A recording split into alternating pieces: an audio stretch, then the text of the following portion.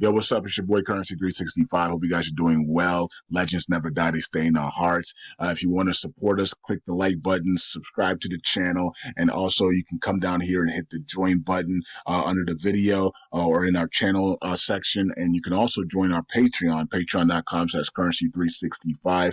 And we also have Cash App and also PayPal for support if you want to sow some seeds. Peace out. God bless. Enjoy the video and keep the movement going. Legends. Bye.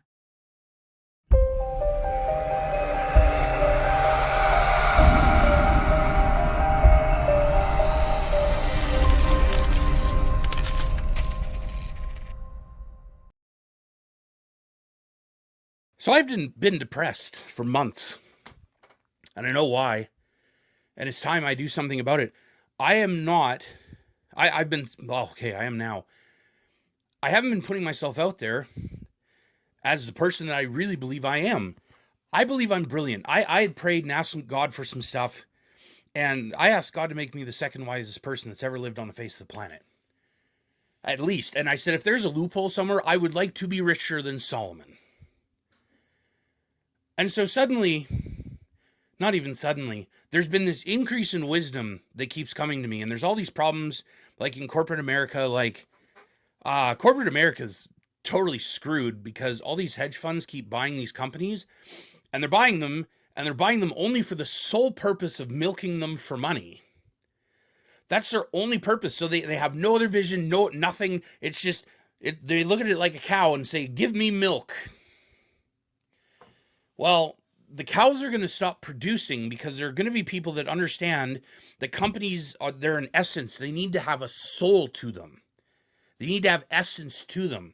So there are going to be people that are going to make competing companies or buy competing companies, and they're going to overtake these other companies because when something has essence and purpose to it, people want to interact with that way more than something that's just there for the purpose of making money. And people can feel this stuff. Subconsciously, they always feel it.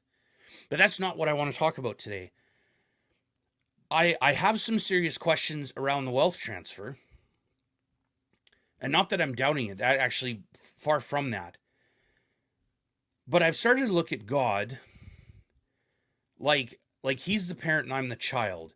And then I stop and ask myself, would I treat my children that way? And I'll give you an example. So people believe, and I have some contentions with the Bible. I will put that out there. Okay. I believe God exists. Absolutely, like 100% pro God, all that. Let's get that out of the way. But to believe that the Bible was 100% translated into English, like perfectly, and that there's never been any malicious intent, and that it somehow has always been perfect, I want to ask then, why did God tell us that we went from a heart of stone to a heart of flesh? And why was it then when Jesus was alive on the earth, the people he was chastising were the people that knew the book best, but had no idea who he was or what his nature was? And I get we're not supposed to ask questions, but I'm asking questions because I grew up as a Christian, and I've been largely middle class, but financially have struggled most of my life up until about last year. And I just started to ask some questions and change some beliefs and started going like, wait a second, this doesn't make sense. And most Christians are living in this place where they feel oppressed, they're broke, they're sick, they're like, Joe Dispenza's having more people healed in his workshops than most churches see healings in an entire year. And yet people are going, well, it must be satanic. What? A house can't be divided against itself. And I didn't think I was overly religious until I had an encounter with somebody who made me see how religious I was being. And as soon as those blinders came off, I saw how destructive Christian culture actually is and how limiting it is, and how, like, you ever walk into a church and you just see everything's low frequency. The people, the vibe, everything, it's always low frequency. And don't even get me started on cancel culture, because that's probably a whole other thing. But I'm amazed how, like, we hold people to this standard of, you have to be perfect. And when you're not perfect, we're going to cancel you. It's like, I'm sorry, Jesus died for all of our sins, right? Like all of us. Yeah, but only the people that accepted Jesus. Okay, well, that person accepted Jesus and they made a mistake. Yep, and we need to punish them now through cancel culture. What? So we believe that God gives redemption and we want to be like Jesus, but we're not going to give that person a second. That's the stupidest thing. Like, why are we doing that? Anyways, back to my other thing here. So the wealth transfer is based on this idea. It's based on the verse that, God lays up the wealth of the wicked for the righteous. I missed the implication where we're supposed to wait. But let's say even there is an implication that we're supposed to wait. It goes against what the Bible then says, that people are blessed and prosperous. But if you take this and look at it like a parent-child relationship, if I have a kid, do I want my kid to suffer and be in lack and not have enough and see all the evil people are just thriving and prosperous, even though it rains on the just and the unjust alike? Okay, so there's another contradiction. But we're supposed to believe that God is going to allow all these evil people to just, rack up the dough. And then one day he's going to take it from them. So he's going to steal it from them because they don't serve him. And he's going to take it and he's going to give it to a bunch of other people who apparently have appeased him enough. That sounds like a cult. But, we're not allowed to ask these questions, apparently. But I'm asking them because I'm tired of seeing Christians struggle. And I'm tired of seeing Christians who have this idea that, we have to be poor and we have to be broke. But I got my lottery ticket and one day God's going to cash my ticket. And then I get to do nothing for the rest of my life because I've been so hard done by. So I'm just going to go retire and I'm going to go do nothing.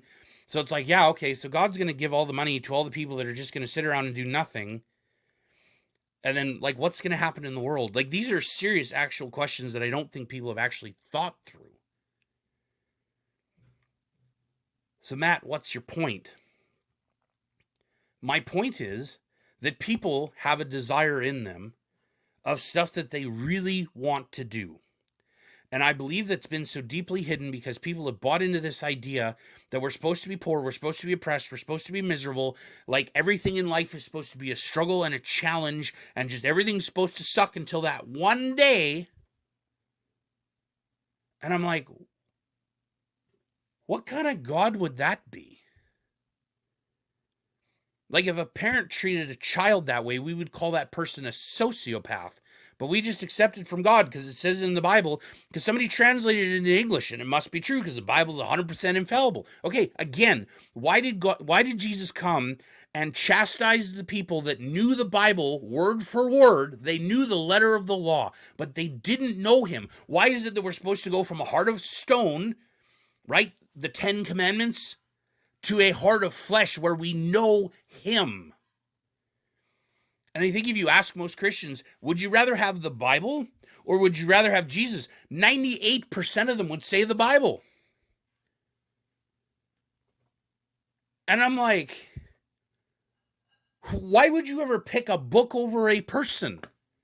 You're picking the book that is about the person. Why would you not just pick the person? Surely there's more to the person than what's in the book.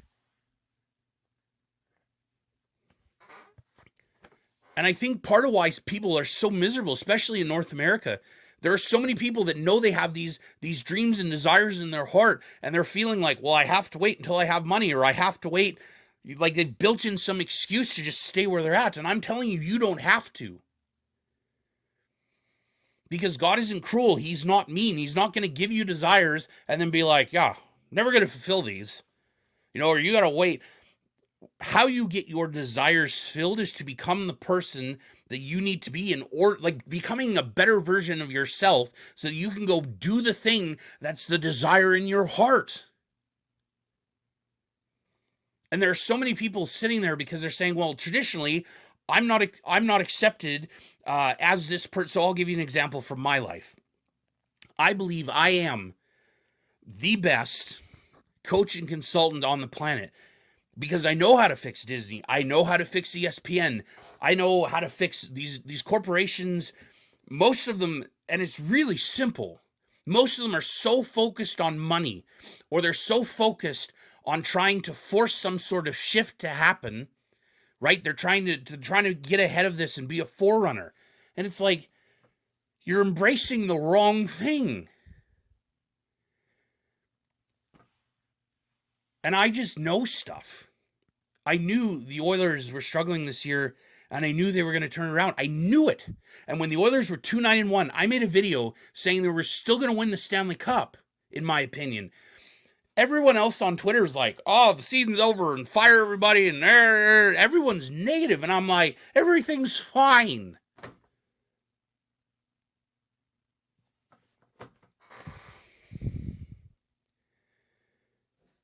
God's done some incredible stuff for me, and I've been sitting here thinking about it. And you've had these experiences too. 2019, well, even before that, I'd asked God to give me a prophetic word through Kim Clement or Sean Boltz, because those are two prophets that I knew that were incredibly accurate. And I'm like, I want one of the two. So Kim dies. So that's not an option anymore. I guess, well, it could be in a dream, something. I mean, that could still happen. But God sends me Sean Boltz on a really important day in my life and calls my wife out and I out in a room full of leaders and says that we're leaders and we're supposed to lead people into great hope, and gives me a whole bunch of other stuff that happened. And it's just really amazing watching that word come to pass, and it's still in motion. And yet I've been sitting here not walking in the fullness of my call because there are people that want to go like, you're not qualified. Not according to your traditional understanding. That doesn't mean I'm not qualified. David walked out in a field where there were thousands, tens of thousands probably, of Israeli soldiers, and none of them have the capacity to go after Goliath. And David shows up, and people laugh at him and say, yeah, what are you going to do? Not knowing that he had killed lions and bears with his bare hands, and he goes and slaughters the giant. It's the same sort of thing. There are people that have life experience that is more than qualified. Like, you've been qualified by the life experience that you have. That's why you have these desires in you, and people are just accepting that, well, you're not qualified. I've had people try to tell me like, well, you can't be a consultant. There's already people that do what you do. They don't do it like I do it. There are questions that are being asked by the highest realms in the land that people have no clue how to solve. And people are like, well, you know, if the election goes the right way and a certain person is elected, then everything's going to be fine. It's not going to be fine. That alone is not going to fix things, because what happened the first time this person got elected, everyone sat on the sidelines and did nothing. They did nothing because people are looking to be saved. We're supposed to participate in life. We're supposed to live a life that we actually enjoy. We're supposed to have a life that we actually want to live. And so many people are just telling themselves, like, I can't have this and I can't have this. Why do you have the desire for it then? Why is it that Mark 11:23 and 24 talks about you asking for the thing that you desire and then believe that you receive it and you'll have it? There was no limitation on that whatsoever. Nothing. And yet people just keep putting these limitations on all these things, saying like, we can't do this, we can't have that, and we can't ask for this, and you know, we can't be too rich. And it's like, who said that?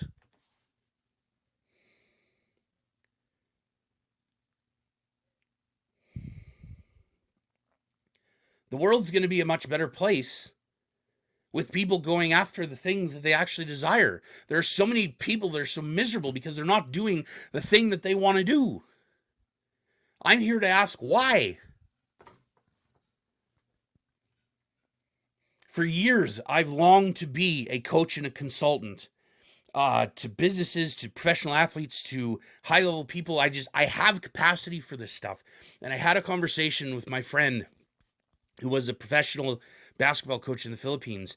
And he was telling me, like, I would have loved to have somebody like you back when I was coaching, because when I had all these decisions going on and I was in this point of stress and freaking out and anxious, I didn't have anyone to talk to that was at the capacity to understand what was going on and pick it up. And I have this gift. I just see things and understand them, and I pick them up so fast. People are always amazed. I had to go for an ultrasound the other day. And as the tech's going through, I'm picking all this stuff up, like just from the vibe in the room. And the tech goes like, how do you know this? And it started to occur to me, like, I have a gift that's not normal. There's lots of people watching this video. You have a gift that's not normal. And you're sitting there disqualifying yourself instead of actually putting your gift out there and putting it to work. I have these dreams of working with these people and working with different sports teams and organizations. And the natural people would look at it and say, how? Your gift is supposed to make room for you. You don't have to figure out how. That's not your job. Your job is to ask for the thing that you desire and then believe you have received it. Well, it sounds really hypocritical because you're criticizing the Bible and then you're giving verses. Yeah, I went and looked at a lot of these in Hebrew and the original languages to see, like, there's tons that is not translated correctly. And if you want to fight me on biblical translation, this probably isn't for you. That's fine. You can be poor. I'm sad for you, but I'm not going to force you to change how you think. This is for the people that are looking at things going like, this isn't right. And this doesn't make sense. And why is it this way? I'm willing to put myself out there to ask the questions that no other Christian's going to ask because they're scared that, they're going to be attacked and vilified and it's not going to happen to me. But I got tired of being miserable and oppressed and feeling like I couldn't have anything. I was tired of being a Christian and having life suck and have other people enjoying their life. And I started to ask questions and I started to look outside of what, people would traditionally accept. And then I see Joe Dispenza having all these people healed in his workshops. And I'm like, why are they getting healed? And then you understand they're changing how they think. And for the most part, if we're being honest, the Christian church has not been effective. It's just not. And I'm not against the church. I'm not against the people in the church. But I'm saying, can we acknowledge that something's wrong and that something isn't working because there's not a lot of life here. And then you find these pockets of revival where stuff breaks out and stuff happens. But then it only lasts for so long. And it's like, why? Why does it end? Why? Why is it not like that all the time? Like, what's wrong? What are we missing? Because if we serve the God of the universe, if really that is the God that we serve, why would he want us to be miserable? Why would he want us to hate life? Why would he want us to be sitting in a corner, miserable and oppressed, and just waiting one day to drop off, like, hey, the lottery ticket came in. Well, cool. So you have no skills. You've not grown. You've not done anything with your life. And so when you run out of money, you're going to be dependent on another lottery ticket.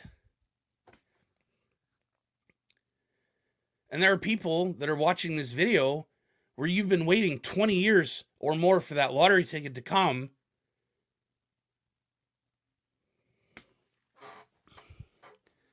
Like, I want my kids to be happy. I want my kids to be fulfilled. I want my kids to prosper all the time and not be dependent on a lottery ticket to then have something.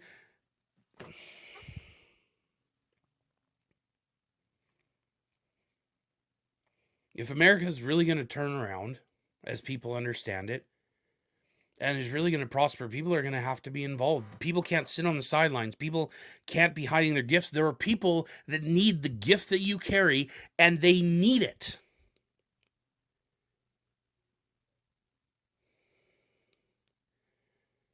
Things just don't seem right because so many people in the body, in the collective, like, we're all a collective.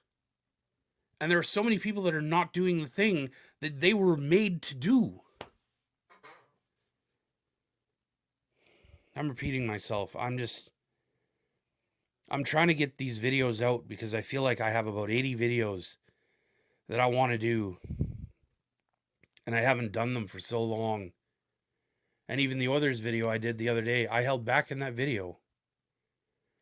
And I don't want to hold back because I absolutely wholeheartedly believe that there's a group of people that I'm supposed to lead. I had a prophetic word given to me years ago that I was to lead a group of billionaires to go take back nations. And I believe there are people that are supposed to be part of a group that I've created.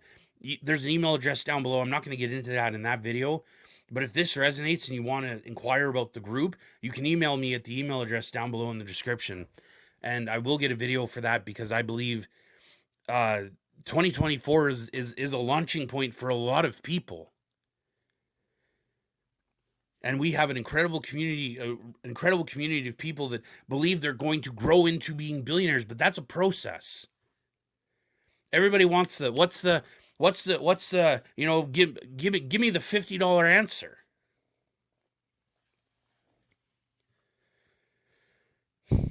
In order to become a billionaire, you're going to have to change. In order to become highly successful, you're going to have to change. You're going to have to change what you think. You're going to have to change the habits that you have. It doesn't have to be hard, but you are going to have to be consistent.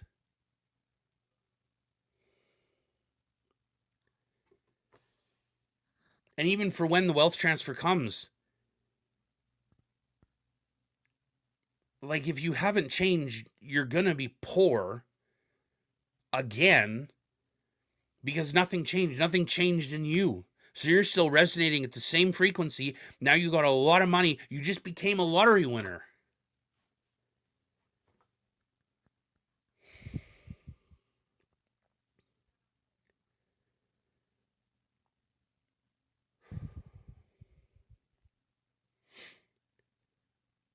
I thought something was wrong with the church in general ever since I was a little kid, and I just didn't feel like I could say anything.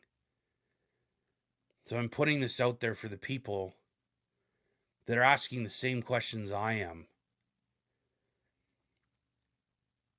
and have gotten tired of the religiosity and want God, but want to actually prosper and succeed in life.